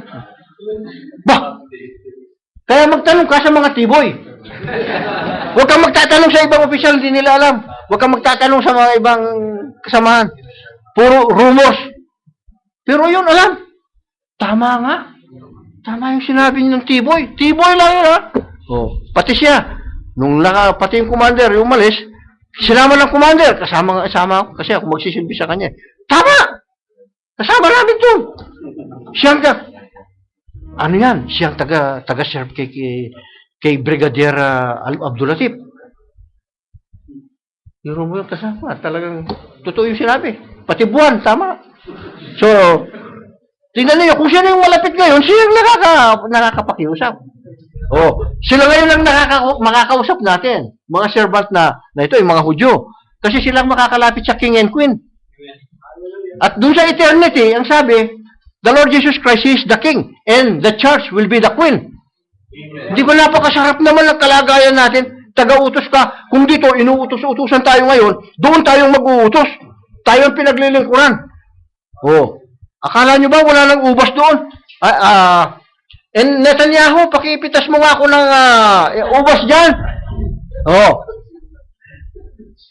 Tapos, mahal na Reyna, ito na po ang iyong ubas. Si Netanyahu yan, Prime Minister siya ngayon,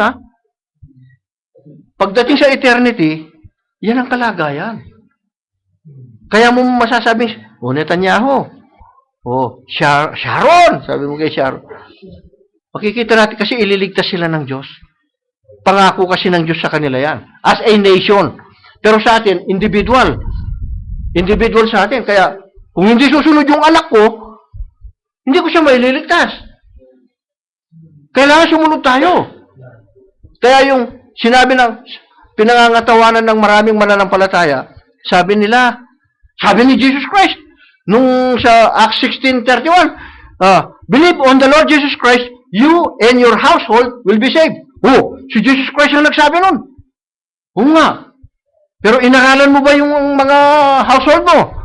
Hindi mo naman inaralan. Paano sila susunod? Kailangan matanggap nila, maaralan mo, sumunod sila.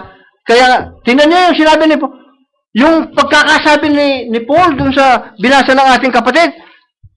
Kailangan, sabi niya, mga kapatid, kayo mga kaisang tumulad sa akin. O, mananampalataya yung tatay mo, tumulad ka doon sa tatay mo, sumunod ka rin doon sa tatay mo, kung paano yung tamang pananampalataya. Yung tama ha, hindi yung kung Catholic yung tatay mo, susunod ka na lang doon sa tatay mo dahil Catholic yung tatay mo.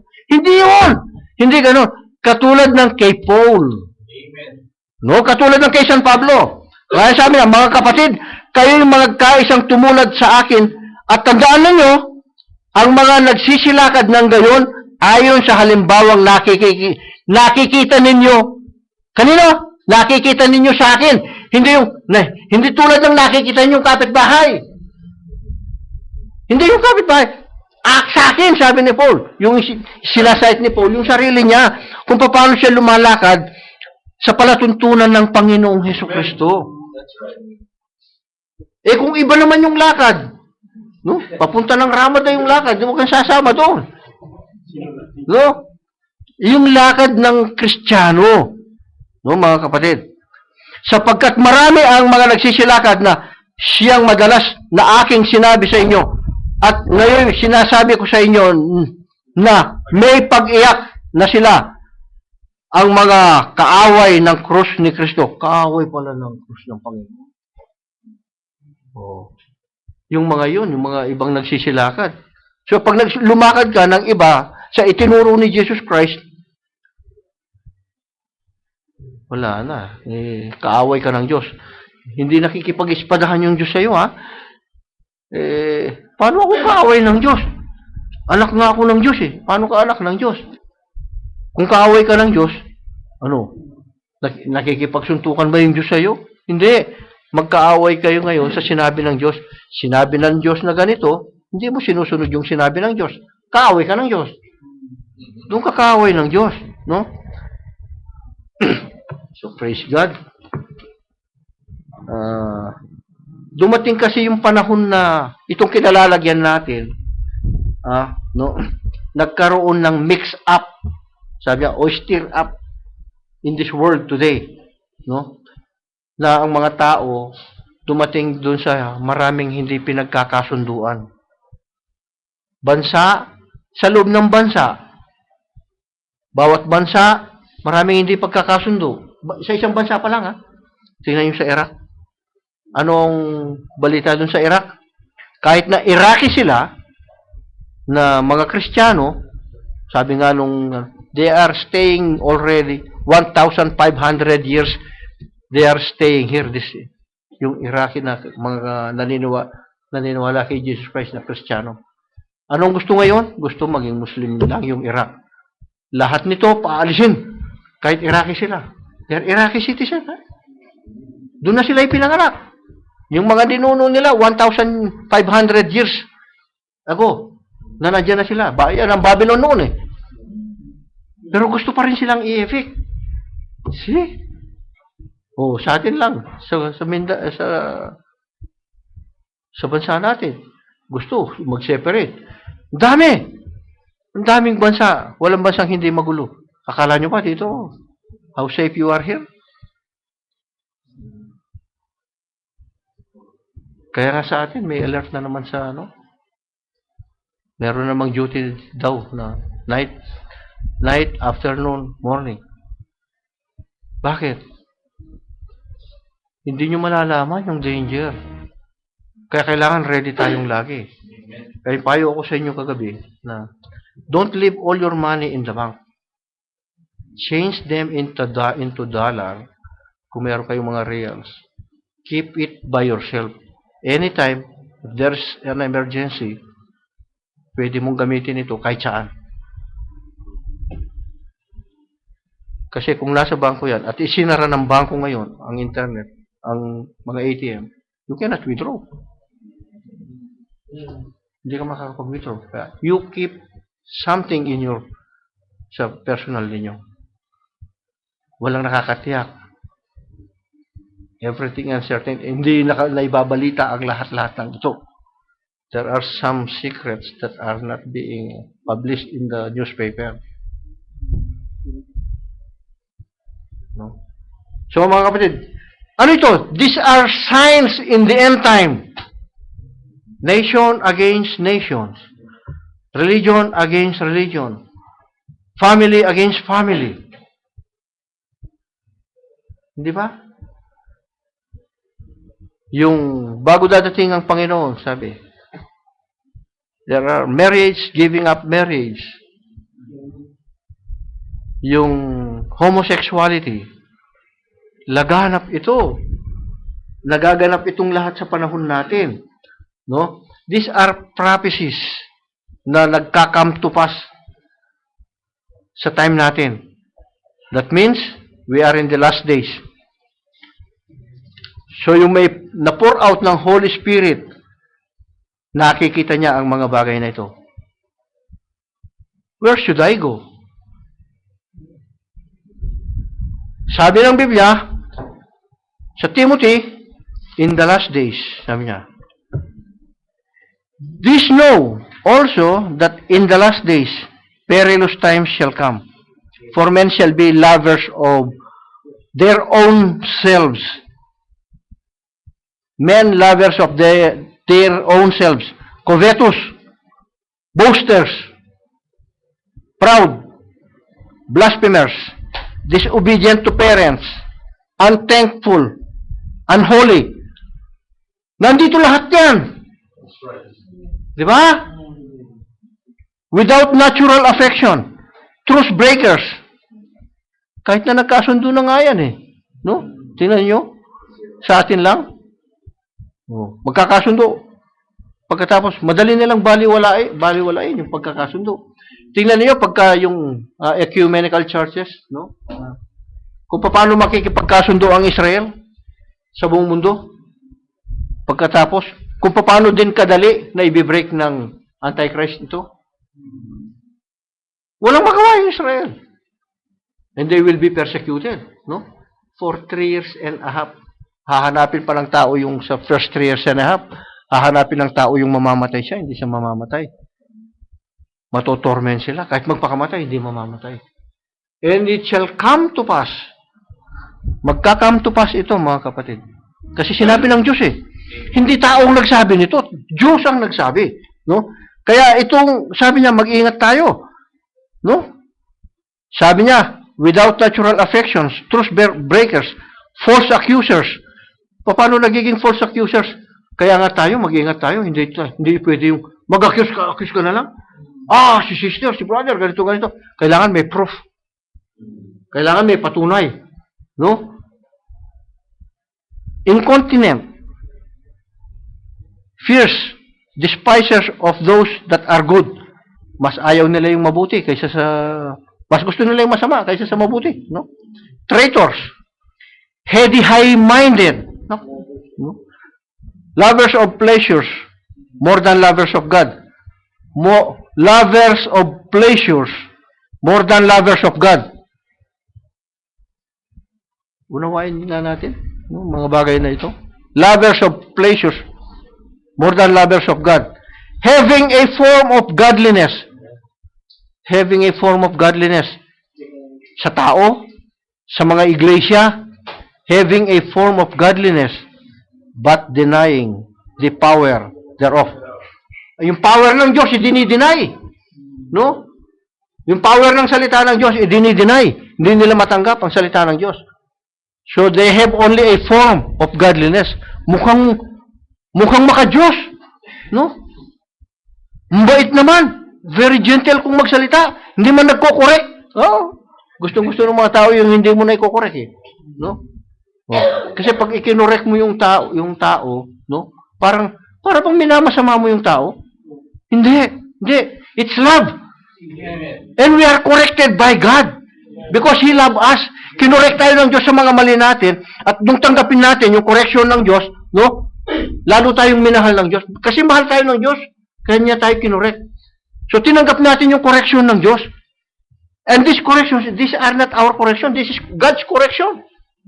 No? Because God loves you. Ang sabi niya, mga kaibigan kayo. Kayong magkakapatid. So, if you correct me, you love me. Kaya, hindi man pwedeng magmataas, hindi pwede.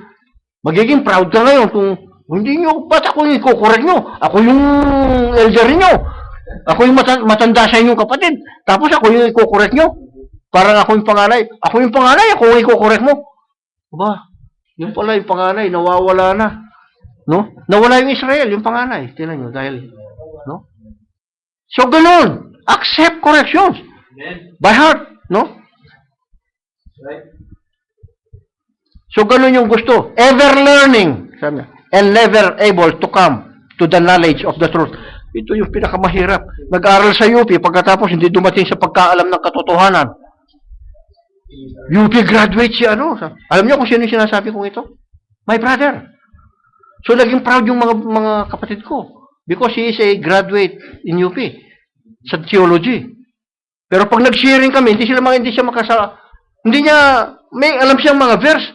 Pero yung mga explanation ng verse, no? Hindi. Kailangan magpakabait tayo sa atin. Kailangan sumunod tayo. Ano lang, panlabas na verse. Yung labas lang ng salita ng Diyos. Yung alam. No? So, ganun kung ipagmalaki na graduate ng theology sa UP. Hindi kinukuha yung kung saan ka nag-graduate. Ang kailangan, tama ka. Ngayon, there is danger. Merong danger na parating dito sa bansa, sa mundo. No? Sabi niya, kung merong parating na danger, dapat masense natin yung danger na dumarating. No? Sinabi ng Biblia, merong danger na parating. Kaya nga, naglalagay sila ng mga instrument nila, no, para ma-detect kung merong tsunami, para mabigyan na, ma-alertuhan ng mga tao.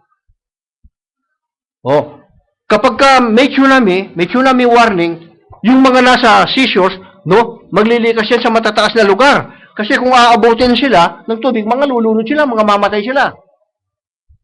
Kaya may warning. Ang Diyos, nagbibigay siya ng warning sa ating lahat para makapaghanda tayo. Kasi merong malaking distraction na magyayari sa mundo. At maraming tao ang hindi makikinig. At maraming tao ang mapapahamak sa hindi pagsunod na ito sa warning ng Diyos. Tingnan ninyo, mabuti pa nga yung mga hayop may instinct eh. Nase-sense nila yung danger. Sabi ng ating kapatid, yung mga duck, sabi niya, pagka na-sense nila yung first breeze ng magwi-winter, sabi niya, magmamigrate ang mga ito, sabi niya. Yung leader nila, sabi niya, the leader will honk 4 to 5 times, sabi niya. At naintindihan ng mga kasama niyang mga duck, sabi niya. At pagkatapos, lilipad siya, silang lahat, sunod-sunod. At they are in information, sabi niya. They are in signs, sabi niya. No? Kasi, kahit sa aeroplano, tingnan ninyo, mga buwi yung ano nila. Kasi pag sumalubong sa hangin ang mga ito, no, nakakasustain sila ng kanilang lakas. No? So, ganun. Saan kumuha ng katalinuhan yung mga bibi, yung mga duck? No? Saan nila natutuhan yun na mayroong danger na darating? Galing sa Diyos. So, ngayon, yung sensing na ito, nawala sa tao. Kasi pinalitan ng relihiyon. No? Pinalitan ng turo ng tao. Hindi na masense ng tao ngayon. Nagdidepende lang ngayon yung tao kung ano yung sinabi ng kanyang iglesia. Kung ano yung sinabi ng pastor. Doon lang nagdidepende yung tao. Ang akala ng tao ngayon, ligtas na siya kung sumusunod siya kay pastor. Hindi. Kahit si pastor, dapat sumunod sa sinabi ng Diyos. No? Kaya sabi ni Paul, kung susundin natin si Paul, kung sinusunod niya ang Diyos. Kung hindi na niya sinusunod, ba't mo pa susundin? Kung hindi sinusunod ng iglesia o ng relihiyon, yung Diyos, ba't ka susunod sa iglesia? Kung hindi sinusunod ng pare, yung sinabi ng Panginoon, ba't ka susunod sa pare? Hindi ka niya maililigtas, hindi ka maililigtas ng relihiyon. Ang makapagliligtas lang sa atin, ang Diyos. Walang tao makapagliligtas sa kapwa-tao.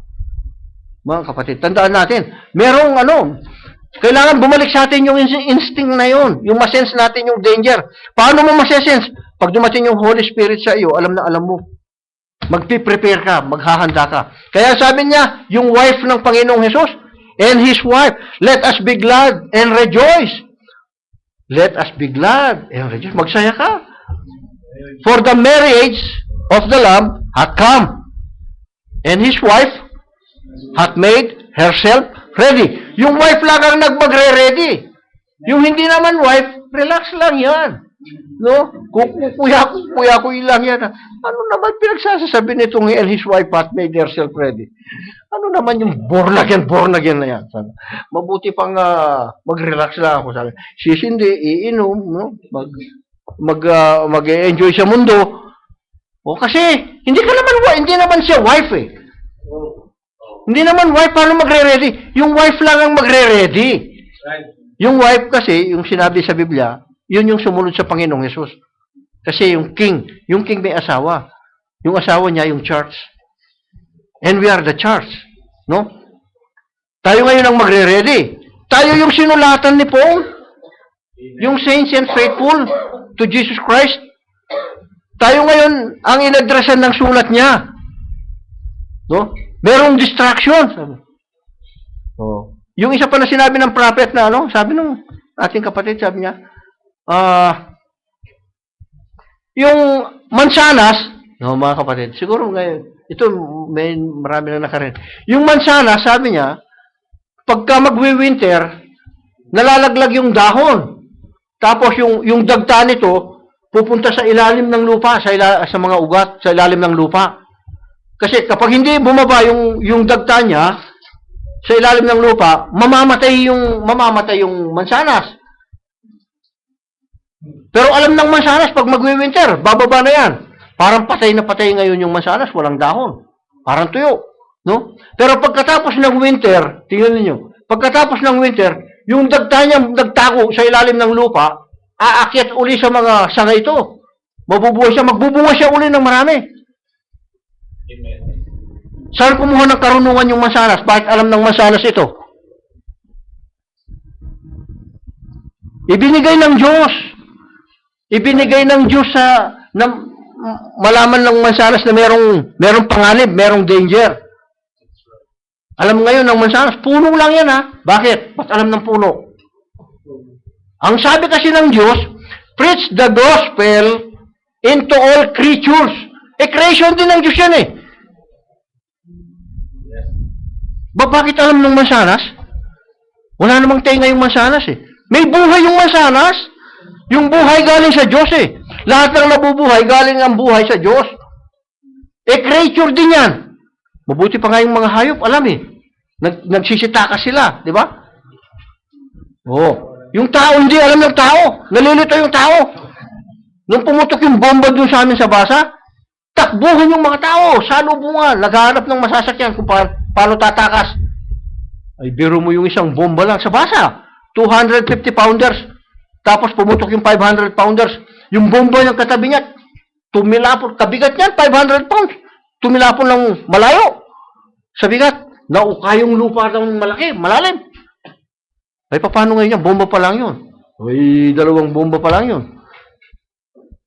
Kung susunugin ng Diyos yung mundo, susunugin niya yung mundo eh. Saan tayo pupunta? Paano kung puputokin lahat ng gas sa ilalim ng lupa? Papuputokin ng Diyos ito. Sabi ng Biblia. No? Babaguhin niya yun. Kaya nga mawawala yung dagat eh. No, mga kapatid? So, dapat malaman natin yung kalooban ng Diyos. And it shall come to pass. Sabi niya. Anong hindi nag-come to pass ngayon dito? O yung mga prophecy. Hindi pa nagka-come to pass, yung mababody change na tayo. No? Hindi pa nabago. Pag kinurot mo, masakit pa rin. Pero pag na-body change ito, kurutin mo nga. Sige nga. Yung pug mo nga sa pader ito, tatagos ka sa pader. Yun ang pangako ng Diyos para sa atin. No? Na kailangan magtagpo yung propesiyang ito na sinabi na na sinabi ni San Pablo na hindi lahat tayo matutulog, pero tayong lahat babaguhin, sabi niya. Sa isang kisap mata, sabi niya, ang lahat tayo ay yung mga patay, ibabangon. Yung mga natutulog, ibabangon, babaguhin, katawan. At tayong nabubuhay, babaguhin. Sama-sama tayo sasalubong sa Panginoong Hesus sa alapaap. Na body change. Ano ito? Magiging katulad ng katawan ng Panginoong Hesus Kristo, sabi niya. Katulad ng katawan ni Jesus Christ. Ba, ayaw ba ninyo yun? Anong katawan ang gusto pa natin? Kapag, alam niyo, yung hindi mababago, magiging iba ang katawan, no? Kung hindi ka sasama sa rapture, kung hindi ka mababody change. Ba, yung ibang katawan mo. So, ganun ang gusto ng Diyos sa atin, mga kapatid. Makikita natin kung paano nagka-come to pass ang lahat ng ito. No? Kaya kailangan, anong gusto ng Diyos? Maging handa tayo. No?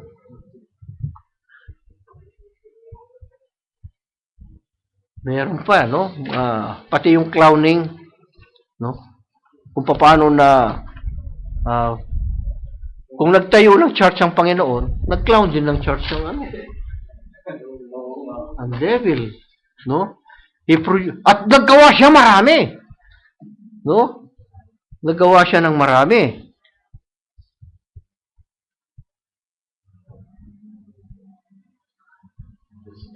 Kailangan dumating sa atin yung katulad ng kay San Pedro nung kausap si Jesus Christ, yung nasabi kanina. Nung tinatanong siya na ng Panginoon, nung tinanong ng Panginoong Yesus yung mga alagad na who do you say that I, the Son of Man? Sabi niya, na sino ako na, sabi ng iba, you are Elijah. Sabi ng iba, you are Jeremiah. Sabi ng iba, you're the prophet. So, kayo, sabi ni Jesus, who do you say I am? Sabi niya sa mga alagad. So si Peter, no? Ang sumagot si Peter, ang magandang sagot ni Peter, thou art the Christ, sabi niya, the Son of the living God. Doon natuwa ang Panginoong Hesus. Ang sabi niya, blessed art thou, Simon Barjona, for flesh and blood has not revealed this to you. But my Father which is in heaven hath revealed this to you. Upon this rock I will build my church, and the gates of hell shall not prevail against it. No? Sabi niya, ipinahayag ito ng Ama sa kanya. Sino ako sa inyo? Sabi ni Jesus. Sabi ni Jesus. Ang sagot ni San Pedro, you are the Christ, the Son of the living God. Hindi niya sinabing, you are the God Son, the God the Son. Hindi sinabing ganun ni San Pedro, no? Bakit naging God the Son ngayon? No? Sa turo ngayon ng mga marami, si Jesus Christ siya yung God the Son. Pero ang sagot ni San Pedro, you are the Christ, the Son, Son of the living God. Hindi sinabi ni San Pedro na, you are the God the Son. Hindi niya sinabing ganon. Natuwa ang Panginoong Hesus, ang sabi niya, mapalad ka, Simon, anak ni Jonas. Sabi niya, hindi mo naintindihan ito o naunawaan ito sa pamamagitan ng flesh and blood, sa laman, o kaunawaang karnal. Hindi mo doon nakuha ito, hindi mo doon naunawaan, kundi ipinahayag ito sa iyo ng aking Ama na nasa langit. So ipinahayag, sinong nagpahayag? Yung God the Father. Anong ipinahayag ng God the Father kay San Pedro? You are the Christ, the Son of the living God. Bakit naging ano ngayon ito? Hindi na Son of the living God. You are the God the Son. Ba't nagkaganito? Nag-iba? Sinong nagpalit nito? It's the Catholic. It's the Catholic Church that changed it. At ito ngayon, itinuro ng Catholic sa mga religion. Itinuro ng mga religion. Basahin natin ang buong Biblia kung may sinabing meron na isulat na God the Son. Buong Biblia. Basahin natin. Kung wala, hanapin natin kung saan galing. Kung galing sa Catholic, di ba umalis tayo sa Catholic? Kung umalis tayo sa Catholic, wag mo nang dalhin yung turo ng Catholic na yun. No? Tingnan ninyo si Raquel. Si Raquel, nung sumama na si Raquel kay Jacob, no? nung sumama si Raquel kay Jacob, dinala ni Raquel yung mga rebulto ng tatay niya. O nung hinabol sila ni Laban, itinago pa niya sa ilalim. Inupuan niya. Hindi makita ni Laban ngayon kasi sinasamba niya yung mga rebulto niya. Tinanong siya, inupuan niya eh. Sabi niya, nagme-mens siya. Hindi pwedeng hawakan ngayon pag nagme-mens yung babae. Marumi, karumal-dumal. Hindi mahawakan ni Laban ngayon, hindi niya mapatayo. Nandun sa ilalim ng inuupuan niya yung mga rebulto. Maliliit lang yung mga rebulto niya noon eh. No? Inupuan niya. Hindi ngayon mapatayo si Raquel. No? Naitago. Dinala pa niya. Iniwan na sana doon yung mga rebulto. No? Dinala pa. Kung umalis tayo sa Catholic, huwag nyo nang dalhin yung gadasan. Mali, wala yun. No? Pagka na-born again tayo, iwanan ninyong lahat yung nando doon. Iwanan ninyo yung God the Father, God the Son, God the Holy Spirit. 3 person, no? In one God. No? First person, second person. Galing lahat sa Catholic ito. No, ito yung foundational doctrine ng Catholic. Pag hindi ka naniwala doon, papatayin ka noong unang panahon. Ngayon, hindi ka na papatayin sa laman. Papatayin ka spiritual. Dadalhin ka sa impyerno. So, ganun yun, mga kapatid. So, yung prophecy ni Prophet Joel, nag-come to pass, no?